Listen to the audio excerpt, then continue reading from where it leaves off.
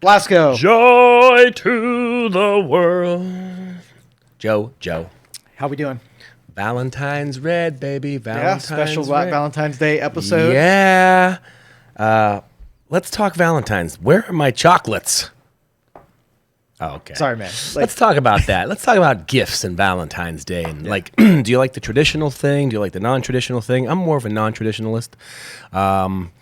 I got the best Valentine's Day gift ever delivered to my daughter this morning. Starbucks. Yeah.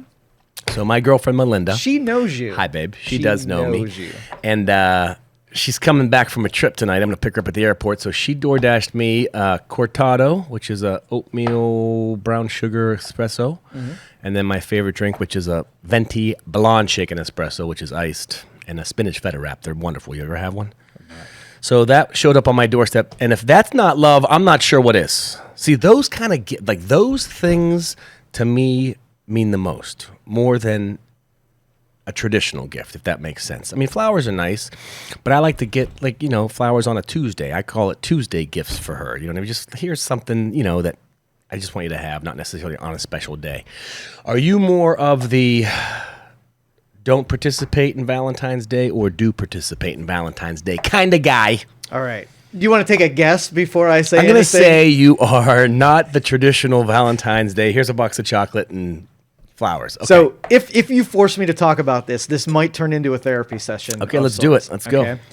I am such a logical person. This is not a holiday for Joe. Correct. Not only do I not get much out of emotional exchanges, I don't think that other people do. I accommodate. Like if you said, Joe, it'd make me feel really good if you got me a box of chocolates tomorrow. I'd be like, okay, I want to serve you well and I'll give you a box of chocolates. Okay. Right? But I wouldn't think to do those things because I'm like, if Brian wanted chocolates, he would just go buy himself chocolates. Probably got a whole pantry full of them. And, right. And so me giving him more, I'm thinking more like, why'd you give me chocolates? You didn't even ask if I wanted them. And it's too linear for okay. me.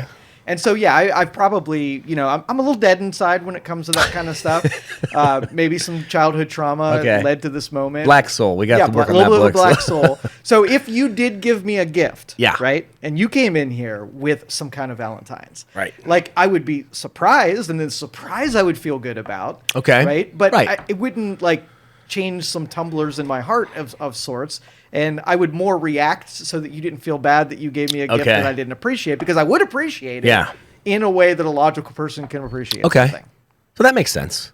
So, yeah, I mean, to me, like I said, Tuesday gifts are the best. Just out of the blue, here's something little. And to me, it's the little things, not the big things in life that make the big difference. Now, do you think, though, let's just say there are people like me out there, and I feel a little alienated when everybody's participating in this emotional exchange, right? And I'm not getting anything for it.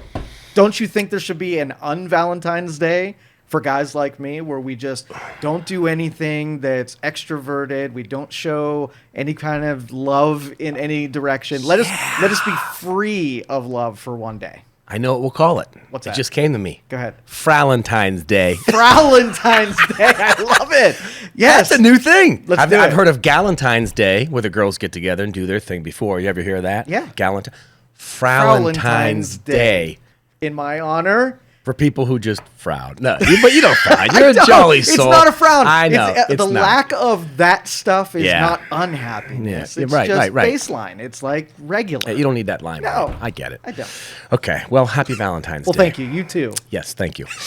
Let's talk about the hat you're wearing, because I wanted to talk about that, because I saw one of your posts, and you went to Punxsutawney. You did the whole Groundhog Day thing.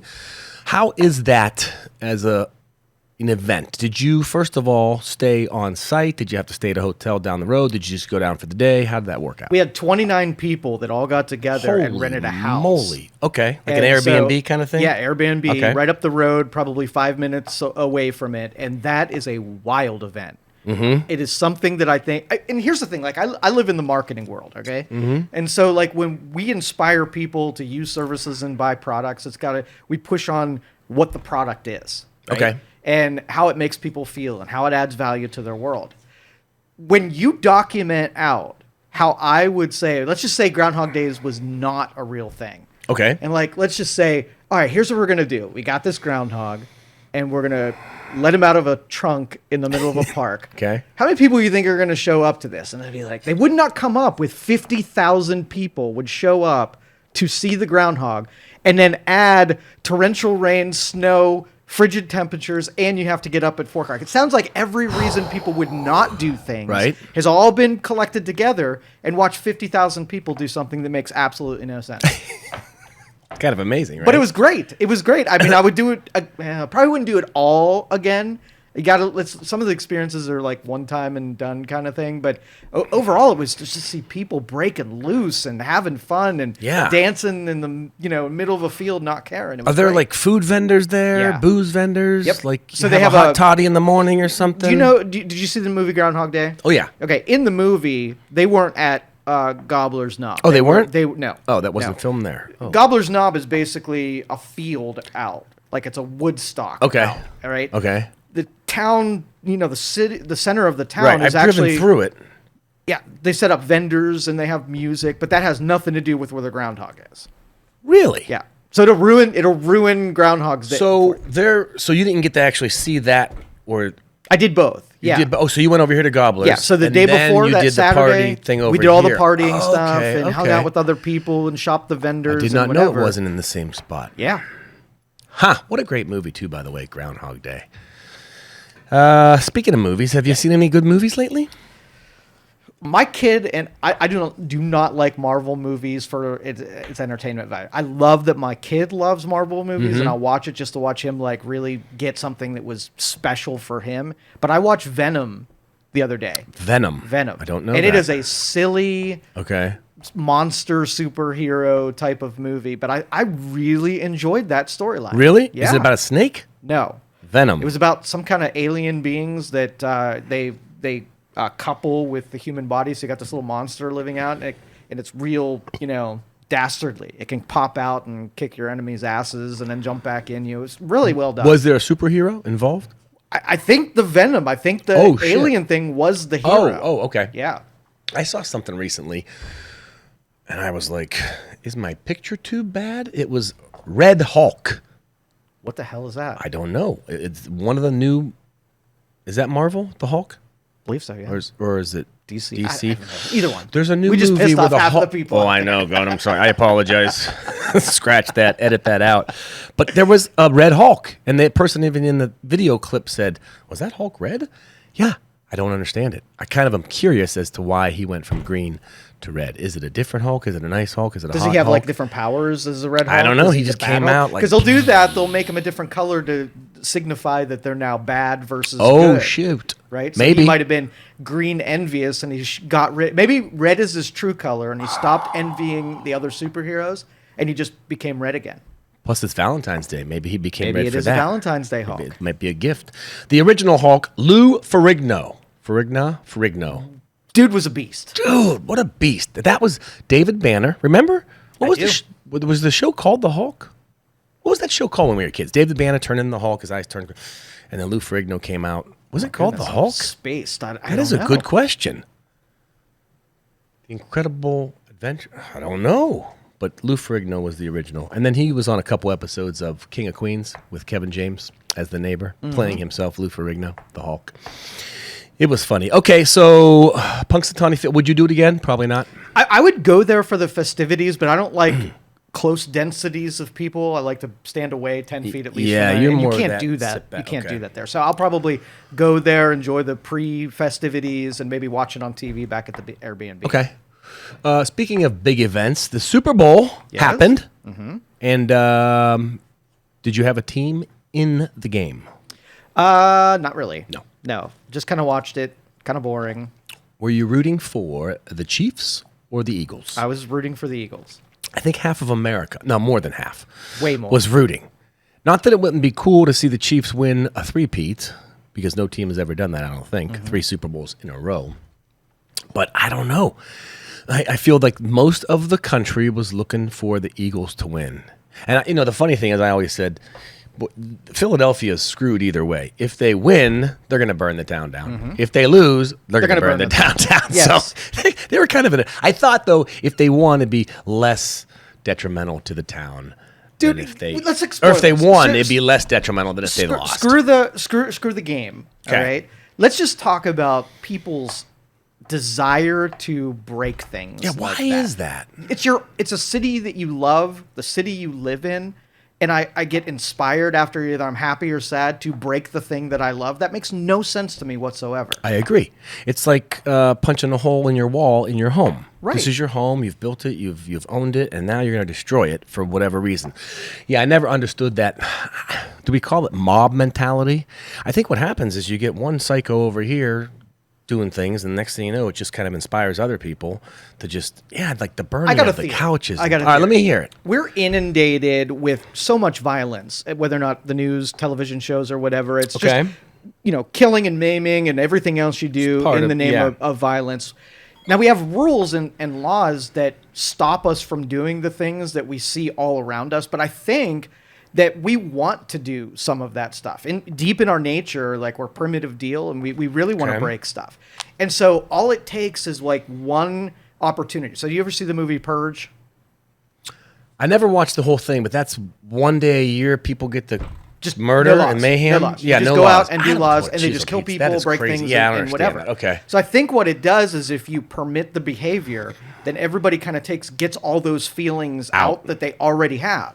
So, in our spheres, like, if you can use a law to prohibit an action, you didn't really kill the action. You just suppressed it until it will reveal itself later, right? So if I've got animosity to you and I make it so that I'm not allowed to be mad at you, have I made me not mad at you, or I just limited my expression of the thing that I already had, and I'm going to let it build up and then spring on you one day? I think that's what we end up doing here. I think people are...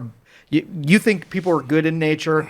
I think they're really animalistic and bad in nature. And I just think our culture keeps everybody contained until they get a pop off of it. Okay. Yeah, I do. I mean, I try to see the good in people. You know that. But there are people who I want to throat punch that I feel sometimes deserve it. It reminds me of an old story I heard with regards to how we are. There was an Indian chief who was in charge of a huge tribe village.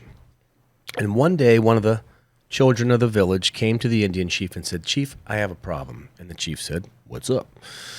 And the kid said, "I feel like I have good and bad living inside of me." And the Indian chief said, "Well, that's normal. Most people feel that. And in fact, I feel I too have good and bad. I consider it to be like two wolves.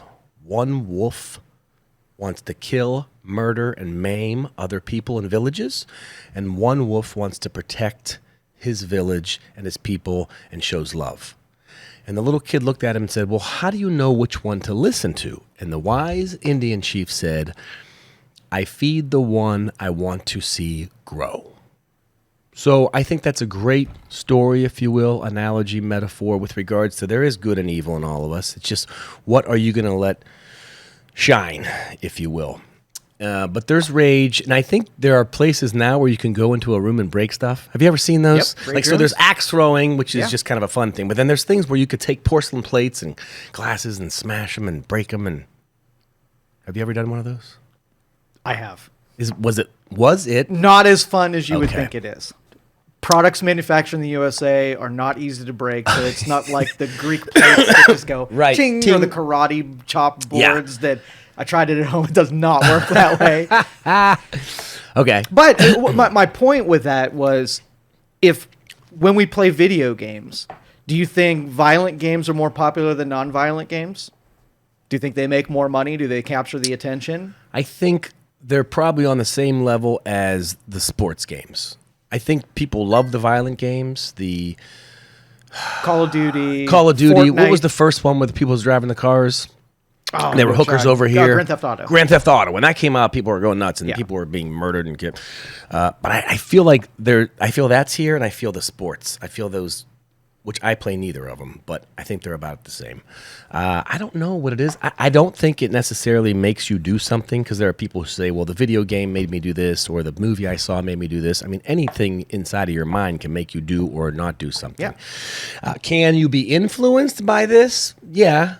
Can you get an idea that you maybe didn't think of before with regards to a game? And, ooh, that looked kind of neat. Maybe I can try that over here. But I don't necessarily think the game is actually physically taking you and putting you in a position where you're going to do something. That's your mindset. Yeah, but it's practice, almost like what church does, reminding you why you should do the thing that you don't feel like doing, not stealing and whatever. This is like the anti-church, where it's like, no, get comfortable robbing someone, right, desensitized to it, and let the animal out and get comfortable in being out, and then all it takes is, like I said, the Super Bowl. But if we get comfortable where it's tolerant. Okay, so let's just go back to the I'll say the 12-year-old version of you. Okay. You got no money whatsoever. All your friends I was loaded at are 12. going into Spencer's and they're buying everything they want. Posters with the black lights. And you've got no money whatsoever. So you're like, they're buying it. I feel bad. I don't have any money. So I'm going to right? 5-finger discount. 5-finger discount. Okay. So why wouldn't young Brian do it? What would stop you from stealing? Truly? Yeah. The morals, values, and ethics that my mom and dad put into me as a kid. Not even by preaching, do the right thing, but by them actually doing the right thing and me watching them and how they interacted with other human beings and people and myself.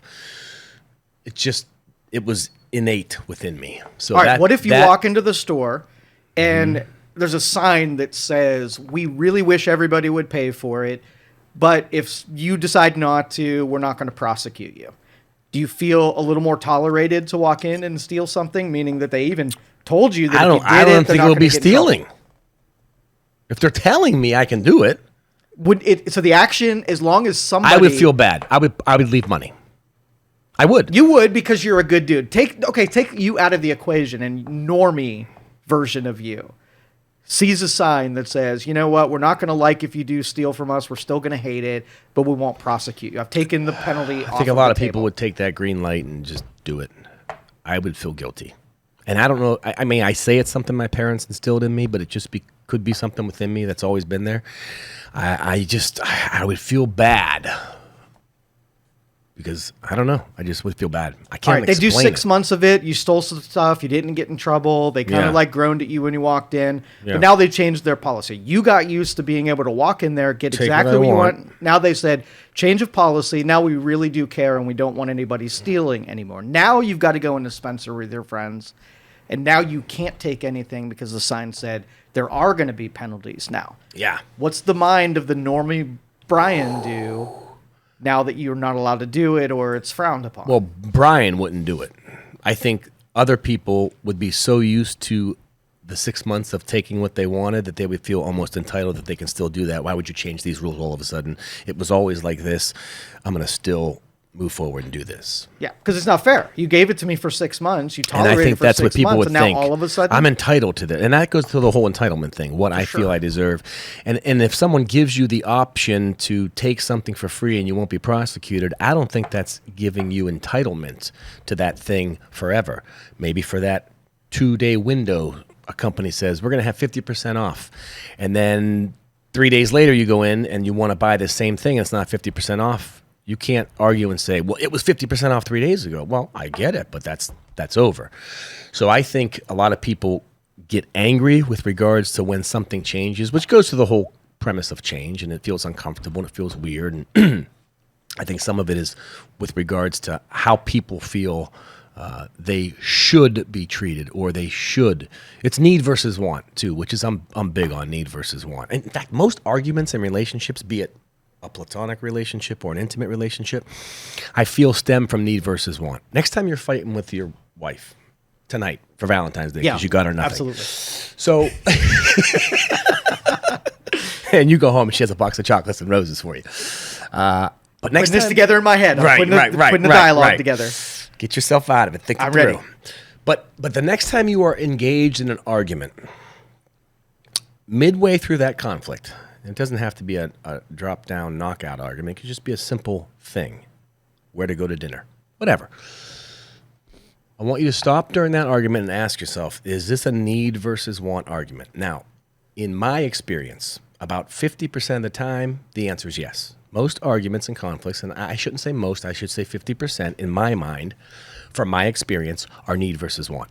If you realize that the conflict or argument you're in is need versus want, I always tell people, let the other person know that you're going to stop the argument. Literally in your mind, you say, stop, stop, stop. I just realized this entire argument is need versus want.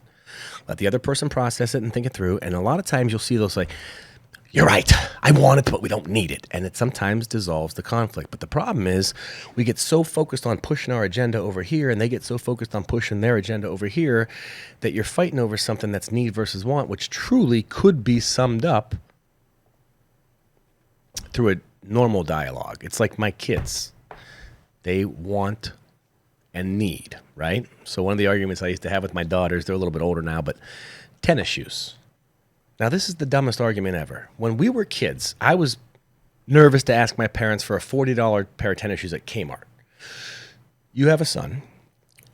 Do you know how much tennis shoes are? Some of the tennis shoes that are out there now? Yeah. I mean, we're talking hundreds of dollars, right? Yes. $200, $300 for a pair of tennis shoes. Mm-hmm. So the argument I always made with my children was, not my son, my daughters. I love them, Angeli, Natalie. Girls, I know you need shoes. I got you. Your father will not let you walk this earth soulless. You need shoes. You need shoes, right? However, you want $300 shoes. Well, Daddy wants a Ferrari. But I know you punk asses need to eat. So your need to eat trumps my want of a Ferrari. And I used to make that argument a lot. Mm-hmm. It's need versus want. You need them, I get it, but you want. So most arguments... You got to help me with this, because this is a trap argument. I want to give you another different example that's so similar. Okay. I just feel it will go down the same way. So when my wife, she doesn't complain at me often, but when she does complain about something, my response, logical Joe that I am, I say, is this, my position right now, is this where I'm supposed to just listen because you need to get something off of your chest?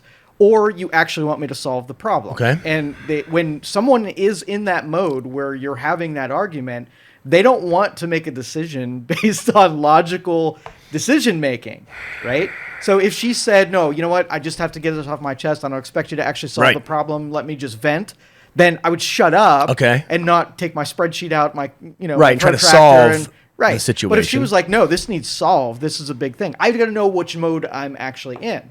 So if you're like need or want, then it's going to almost feel like I'm mocking the request a little bit by wanting to put it in its proper category. Do you actually ask her that question? 100%. I love that. Yeah. No, I think that's a healthy thing. Because let's be honest, whether you're in a relationship that's intimate or platonic, sometimes when someone is venting or saying things, in my mind, my first thought is, I'm going to help fix this problem for the person because I want to help. But there are times I realize where they don't need me to fix, or they don't even want me to fix. They just want to bounce shit off of me. Yep. They just want to vent. And a lot of times I've learned over time is just to listen, like you said. But the fact that you ask the question, hey, is this something you really want me to help you with, or is this something you want to just get off your chest? And she'll tell you. Oh, heck yeah. Boy, that makes life a little bit easier, because then you don't have to guess. Do I have to solve this and give her my advice? Because sometimes the advice you give might be solid, but they're so pissed off they don't want to hear it. Yeah. But it diffuses us. It's sort of like a cheat code, because when it works really well. Yeah. But to establish the point that you're not trying to be a jerk with how you're positioning it, because sometimes they don't know whether or not they're in vent mode, but they want it taken seriously. But they want the magic wand to solve it, right? Mm-hmm. And so by you putting it on a rail and saying, how are we going to deal with this, almost brings the emotion level down to like a volume 1. I kind of like that. Yeah. But you rob them from some of the energy that would be expressed because now you gave it rails. Okay. It's like a... So that's why I say it's a double-edged sword. It is. It is a little bit of a trap thing. So on paper, yes, 100% we can agree that it works. But it takes some freaking finesse, some practice. Yeah. You could always put your earbud in and say, I'm sorry, I couldn't hear you. Dude, I could pull that off. What? Are you talking to me? Yeah. So you think like when you were a kid and your grandpa would be ignoring your grandma. Right. And he would go like this. You think how many times he was actually not able to hear and how many he was? That's funny. My parents, my father was hard of hearing towards his later years, and he had a couple hearing aids. And there was a sign at my parents' house that said, I'm not hard of hearing, I'm just ignoring you. Yes, exactly. Kind of true. Okay, what else you got on the agenda? We have to talk about something crazy on every show. It's part of the program. 100%, right. And I don't want to dominate the crazy stuff because I get a kind of, my passions are kind of predictable. And so is there anything crazy you want to talk with me about? Crazy. Well, our crazy town stuff usually goes Bigfoot, UFOs, conspiracy theories. How about I did see an episode with you and Kellen with regards to superstition and Friday the 13th and wearing the same pair of underwear at every game without washing them. So you could. How do you feel with regards to superstition? I don't have any of them. You don't have any of them. They're immeasurable. It's just something we put in our mind that doesn't. Yeah. Right. Whether you wear that hat or not, the Eagles are going to win or lose. That's it. It's you wearing the hat in Youngstown, Ohio, while they're playing a game in New Orleans. Nope. You had nothing. But there are some people who are apeshit crazy over that stuff. Yeah. With regards to even don't jinx it, like at a craps table. Now, let's talk about that. Okay. So craps table, someone walks up who doesn't know the game and says, okay, I'm not supposed to roll a 7, right? And then everyone at the table goes, oh, why would you say that? Next thing you know, the roll 7 pops up. Yep. Now, the 7 popped up not because that person said it. It just popped up because however many percentage times it does pop up, it does. But I think people get pissed that person, that they jinxed the table with regards to, what do you think about that? Yeah, and you can't prove it because if we were really in the multiverse where we could do this, we could play it out. Okay. When that did happen and see what happened, and then rewind it, go back, take the other fork in the road, and then play it out that they didn't say that, and compare whether or not there was a 7 or the 7. If we could do that, I'd be like, oh, you totally freaking caused it. Okay. Versus, oh, that was coming up anyway. You had nothing to do with it. Yeah. But you can't argue. You're in traffic and you're yelling at the guy in the front of you, right? Right. They're making all kind of mistakes. Passenger says, they can't hear you, right? They're the freaking right ones, regardless of how you feel with it. You didn't make them go faster. You didn't make them rethink their decision making. The passenger's right, and shut up. But it still makes you feel better. It does. It's like doing that thing with the purge. The superstitions are there to make you feel better. Not change any kind of mathematical outcomes. I agree with that. All right, so being this is Valentine show, I'll throw my crazy ones out here because this is a real thing. Like we're talking about it in jest, but this is going to be a real thing. Robotics taking the place of human interactions, and a lot of lonely people are going to be taking advantage of AI girlfriends, robotic girlfriends, giving you everything you want through simulated experiences, making real relationships substandard to what technology can present. All right, giving you everything you want, but are they? Because on a physical level, maybe yes, but on an emotional level, I don't know. Simulatable. It really? All through practice. I just ordered you a robot, by the way. Okay, you got His name's Chuck. He'll be there next Tuesday. Sweet. I hope you enjoy him. So do you say, I guarantee... Wait, you think emotionally they can... 100%. Just like the practice of getting used to playing a video game and digging into the emotional, being violent, shooting someone in the head, and how your brain and neurons can change, exposure to that over a long period of time will minimize actual relationships because of all their downside, and it will magnify all of the upsides with simulated relationships. By today's standards, like if you had a 1-for-1 today, you would prefer the human version of it because of what your conditioning is today. You have enough exposure to the other one, and eventually everything will be overcome on the brain side, and you will have a preference for something. Favorite line in the Matrix when they ask the one dude whether or not he wants to be popped out, and he says that he wants the steak even though it's fake. Give me the bliss of the ignorance of not knowing versus, you know what I mean? And so I wholeheartedly believe that human interactions will be almost 100% supplanted by technology. When? Like mass slowly, adoption. But okay. Up to this point, we're gonna court it. It's gonna be a novelty.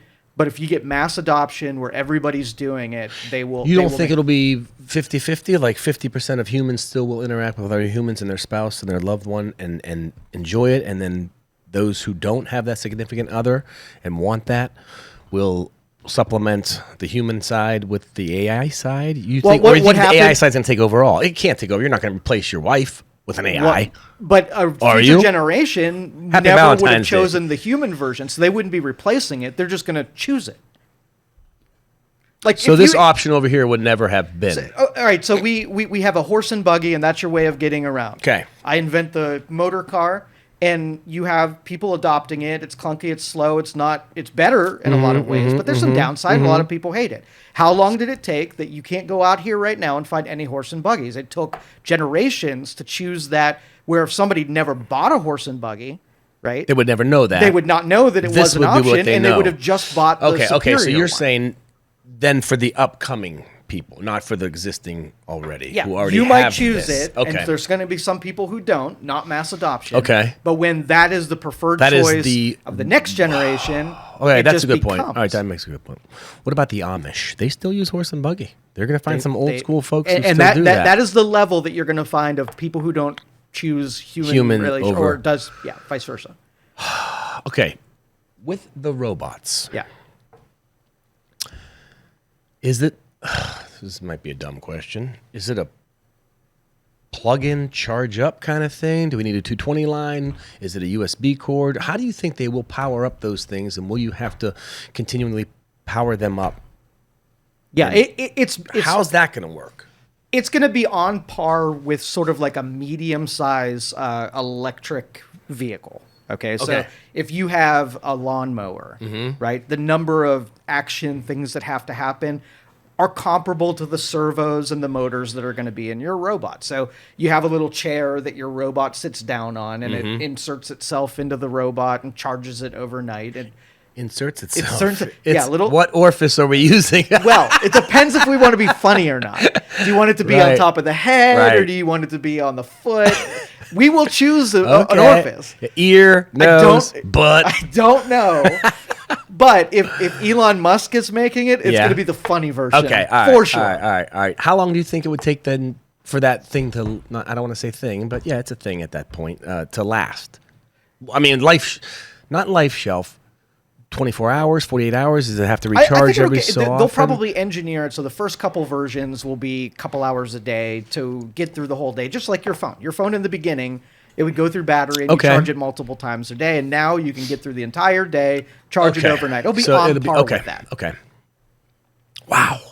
Do you think then, all right, with that technology, that like in some of these movies, the AI version of, that human, I don't want to say replacement, but I will it'll learn as the relationship grows? Okay, so it'll know what you like, what you don't like. Do you think it will take over, like eventually, to the point where through our preferences it's going to take over? It's not going to, I don't think it's going to have to, defeat us and conquer us. I think we're going to permit it in all the areas that it would have been able to conquer us anyhow, and it's just going to do that.